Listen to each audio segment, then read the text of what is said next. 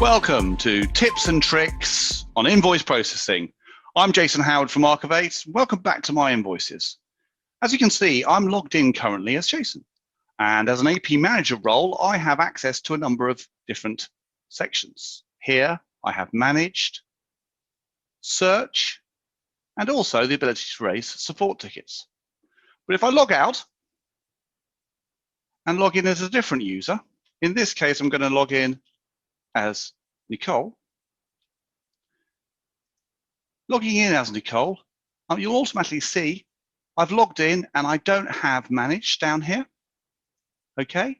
But I also don't have up here, I don't have Search and the ability to raise support tickets. And you can also see as Nicole, I've come in as a French language user.